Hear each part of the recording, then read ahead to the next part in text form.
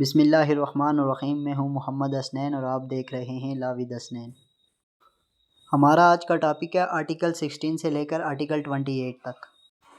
Article 16 یہ کہتا ہے کہ ہر شہری کو بغیر اسلحے کے پرامن طریقے سے اجتماع کرنے کا حق حاصل ہے۔ مثال کے طور پر کہ کوئی ہر شہری جو ہوتا ہے وہ قانون کے دائرے کے اندر رہتے ہوئے جو ہے نا جلد سے جلوس وغیرہ کر سکتا ہے یا ریلی نکال سکتا ہے، لیکن شرط یہ ہے کہ وہ قانون کے دائرے کے اندر رہتے ہوئے نہ کہ اسلحے کا استعمال کرے، نہ کہ کوئی ایسے غیر قانونی چیز کا استعمال کرتے ہوئے ریلی میں داخل ہو، بلکہ قانون جن چیزوں کی اجازت دیتا ہے اس کے ساتھ وہ ریلی میں شریک ہو سکتے ہیں یا ریلی نکال سکتے ہیں۔ مثال کے طور پر اگر ایک طلباء کی ایک تنظیم ہے، انہیں تعلیمی مسائل درپیش ہیں تو وہ احتجاج کر سکتے ہیں اور وہ پرامن طور پر ریلی نکال سکتے ہیں۔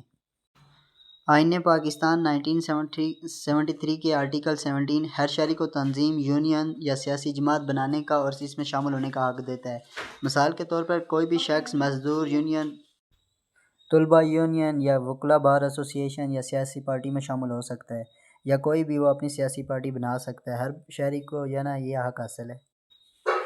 آرٹیکل 18 یہ کہتا ہے کہ ہر شہری کو کوئی بھی جائز پیشہ کاروبار یا صنعت شروع کرنے کی آزادی حاصل ہے۔ مثال کے طور پر کوئی بھی بندہ ہوتا ہے، کوئی بھی شہری، وہ کوئی بھی کاروبار کر سکتا ہے، لیکن کوئی لیگل چیز کے کاروبار، کوئی ایسی چیز کا کاروبار نہیں کر سکتا جو اللیگل ہے۔ لیگل کاروبار آپ کوئی بھی کر سکتے ہیں، لیکن اللیگل کوئی بھی کاروبار آپ نہیں کر سکتے، کیونکہ اللیگل کاروبار کی قانون اجازت نہیں دیتا۔ آرٹیکل 19 یہ کہتا ہے کہ ہر شخص کو اظہار رائے، پریس، تقریر اور معلومات دینے کا حق حاصل ہے، مگر کچھ حدود کے ساتھ۔ تو مثال یہ ہے کہ آپ حکومت پر تنقید کر سکتے ہیں، لیکن کسی مذہب یا قوم کی توہین نہیں کر سکتے۔ آپ ایک قانونی دائرے کے اندر رہتے ہوئے کوئی اپنی رائے دے سکتے ہیں، اپنی تقریر کر سکتے ہیں، لیکن کسی کے خلاف نہیں بول سکتے۔ آپ اپنے ملک کے خلاف یا کوئی سی ایسی چیز کے خلاف نہیں بول سکتے، صرف اپنی رائے دے سکتے ہیں کسی ایک پوائنٹ پر اور کوئی تقریر کر سکتے ہیں آپ۔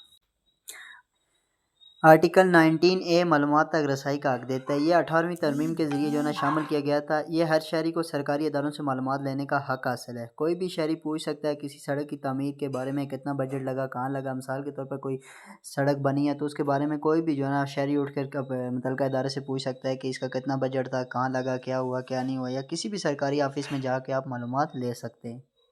آرٹیکل 20 یہ کہتا ہے کہ ہر شہری کو اپنے مذہب پر عمل کرنا، عبادت کرنا اور تبلیغ کا مکمل حق حاصل ہے۔ عیسائیوں کو چرچ جانے، ہندو کو مندر جانے اور مسلمانوں کو نماز پڑھنے کا مکمل حق حاصل ہے، لیکن پاکستان کے اندر ہر مذہب کو مکمل حق حاصل ہے کہ وہ اپنی عبادات کر سکتے ہیں، وہ اپنے عبادت گاہوں میں جا سکتے ہیں۔ آرٹیکل 21 یہ کہتا ہے کہ کسی بھی شخص کو ایسے مذہبی ٹیکس کی ادائیگی پر مجبور نہیں کیا جا سکتا جو اس کے مذہب سے تعلق نہ رکھتا ہو۔ اس کی مثال یہ ہے کہ جیسے کہ ہم مسلمانوں کے اوپر زکوٰۃ فرض ہے، تو آپ کسی بھی غیر مسلم کو اس چیز پر باؤنڈ نہیں کر سکتے یا اسے فورس نہیں کر سکتے کہ وہ بھی زکوٰۃ دے، کیونکہ اس کے مذہب میں نہیں ہے۔ آرٹیکل 22 یہ کہتا ہے کہ مذہبی تعلیم سے تحفظ، مثلاً کہ کسی بھی طالب علم کو ایسے مذہب کی تعلیم دینے پر مجبور نہیں کیا جا سکتا جو اس کا مذہب نہ ہو۔ مثال کے طور پر ایک مسلمانوں کا بچہ اگر ہندو کے اسکول میں پڑھ رہا ہے تو وہ ہندو اس کو فورس نہیں کر سکتے کہ کوئی ہندی کتاب یا کوئی ہندو کی دینی کتاب ہے اس کی تعلیم حاصل کرے، یا کوئی بھی ہندو کا بچہ مسلمانوں کے اسکول میں پڑھ رہا ہے تو مسلمانوں سے مجبور نہیں کرتے کہ وہ اسلامیات لازمی پڑھے۔ آرٹیکل 23 رائٹ ٹو پراپرٹی یہ کہتا ہے کہ ہر شخص کو پاکستان کے کسی بھی کونے میں وہ اپنی جائیداد خرید سکتا ہے، بیچ سکتا ہے، یا کسی کو لیز پر دے سکتا ہے، یا کچھ بھی کر سکتا ہے وہ اپنی جائیداد کے ساتھ۔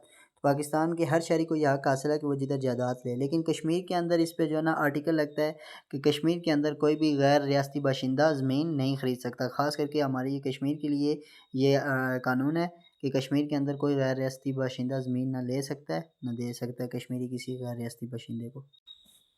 آرٹیکل 35A اور آرٹیکل 370 اس کے بارے میں نیکسٹ ویڈیو میں دیکھیں گے یہ کون سا ہے، لیکن کشمیر کے اندر غیر ریاستی باشندہ زمین نہیں خرید سکتا۔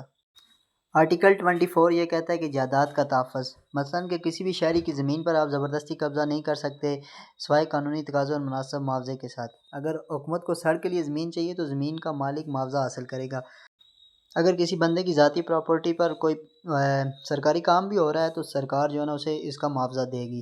ایسے بھی کوئی بندہ یا کوئی جاگیردار یا کوئی بھی بڑا ٹھیکیدار اٹھ کر کسی غریب کی زمین پر قبضہ نہیں کر سکتا۔ یہ قانون آپ کو حق دیتا ہے اور قانون کی ذمہ داری ہے کہ وہ آپ کی جائیداد کا تحفظ کرے۔ آرٹیکل 25 یہ کہتا ہے کہ مساوات کا حق، مطلب کہ ہر شہری قانون کی نظر میں برابر ہے، چاہے وہ امیر ہے، غریب ہے، مرد ہے، عورت ہے، یا کوئی بھی ہے، ہر شہری قانون کی نظر میں برابر ہے۔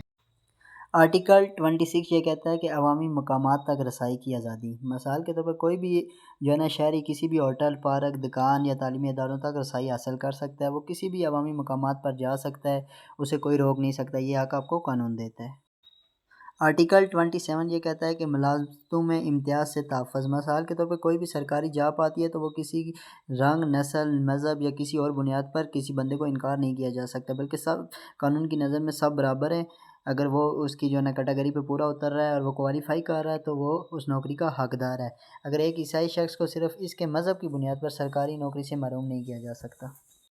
آرٹیکل 28 یہ کہتا ہے کہ ہر شہری، فرقہ یا گروہ کو اپنی زبان، ثقافت، رسم و رواج کو محفوظ رکھنے اور فروغ دینے کا حق حاصل ہے۔